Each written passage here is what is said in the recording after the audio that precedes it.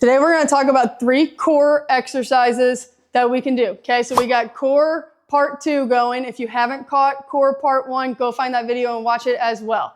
Okay, so we are going to start over here at our cable machine. We are going to go a side plank cable row. So we are going to get into our side plank position and holding the handle. Okay, so think when you're in that side plank, we're keeping our body nice straight. We don't have our butt sagging. We don't have our hips sagging. So we're staying nice and straight here. And then from here, we're just going to row straight down, back out. Okay, keeping that body nice and tight as we're rowing. I always do this one with palm facing down. So keep that palm facing down as we're rowing back. Thinking squeezing that lat. Again, keeping our core nice and tight as we are going. Okay, so once you do one side, flip over, do the other side. Okay, so exercise number 2, we are going to go in dead bug again. If you caught video number 1, you caught a glimpse of a dead bug position there. So with this dead bug, we are going to get a yoga ball, okay? Remember, dead bug, you'll always lay arms and legs up in the air. Remember, we are always thinking about that big pressure in our belly, so we are thinking keeping that low back flat on the ground.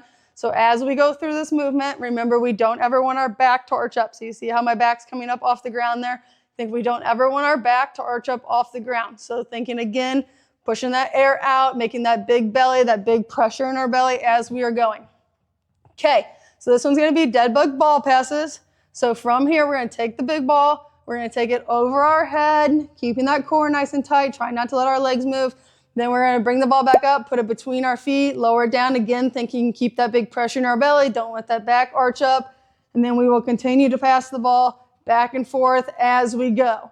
This exercise is surprisingly tricky as you go, okay? Really focusing, keeping that low back flat as you're moving through the movement. You will feel your core engaging a ton, okay? Okay, now for exercise number 3, okay? We are going to do Copenhagen holds, okay? These are a tricky exercise. So we are going to go back to our bench here, and we are going to actually lay perpendicular to it. So we are going to put our legs, so we're going to be on our side, kind of like in a side plank. We're going to put our top leg up on top of the bench. Okay, so when you do this one, to make it harder, you scoot out your foot closer to the bench. To make it easier, you'll have your knee closer to the bench, on top of the bench. No matter what, this exercise is tricky. Okay, so I usually suggest start with that about your shin on the bench. Then from here, like I said, you'll raise up into a side plank position. Okay, so we're here, keeping that body nice and straight, flat. Don't let the hips be sagging. Don't let the booty be sagging back. Then from here, you're going to just lift that bottom foot up off the ground, okay? So you are going to feel this inner thigh engaging as you're pushing into the bench, keeping that core nice and tight. You might feel your shoulders working just a little bit there, but really focus, keeping that pressure in your belly, keeping that core real tight, okay? I usually have the people I train shoot for holding for 30 seconds each side as they are doing this exercise. And I typically tell them keep that top hand up in the air or on your hip so that way you're not rotating either direction with that hand, okay? So again, staying there, holding there. Try to keep that top leg or that bottom leg, like I said, that was on the ground. Keep it held up. If you need to modify this one, you can go into the position like we talked about. So that bottom leg up off the ground, top leg on the bench. So if we need a slight modification, just let that bottom foot drop down onto the ground, okay?